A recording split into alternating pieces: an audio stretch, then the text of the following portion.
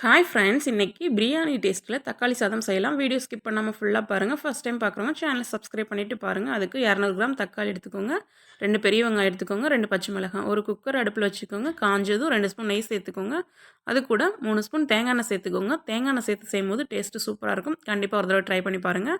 எண்ணெய் காஞ்சதும் 2 பட்டை, ஏலக்காய், கிராம்பு சேர்த்துக்கோங்க. இது கூட நறுக்கி வச்ச வெங்காயம், பச்சை மிளகாய் சேர்த்துட்டு நல்லா வெங்காயம் கண்ணாடி பதம் வர அளவுக்கு நல்லா வதக்கி விடுங்க. வதக்கிட்டு தக்காளி சேர்த்துக்கோங்க.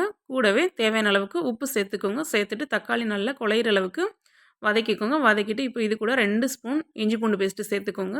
சேர்த்து பச்சை வாசனை போகிற அளவுக்கு நல்லா வதக்கி விடுங்க. வதக்கிட்டு கொத்தமல்லி, புதினா சேர்த்துக்கோங்க. சேர்த்து நல்லா கலந்துக்கோங்க. இது கூடவே 1 ஸ்பூன் மிளகாத்தூள், 1 ஸ்பூன் கரம் மசாலா சேர்த்துட்டு பொடி வாசனை போகிற அளவுக்கு நல்லா வதக்கி விட்டுருங்க. வதக்கிட்டு இப்போது தண்ணி சேர்த்துக்கோங்க. 1 டம்ளர் அரிசிக்கு 2 டம்ளர் தண்ணி சேர்த்துக்கோங்க. தண்ணி சேர்த்துட்டு இப்போ கொதிச்சிட்ருக்கும்போது அரிசி சேர்த்துக்கோங்க. அரிசி சேர்த்து குக்கர் மூடி போட்டு 2 விசில் விட்டு வேக வச்சு எடுத்துக்கோங்க. சூப்பரான தக்காளி பிரியாணி ரெடி ஆயிடுச்சு. நீங்களும் இது மாதிரி ட்ரை பண்ணி பாருங்கள். ட்ரை பண்ணிவிட்டு எப்படி இருக்குன்னு கமெண்ட் பண்ணுங்கள் ஃப்ரெண்ட்ஸ். தேங்க்ஸ் ஃபார் வாட்சிங்.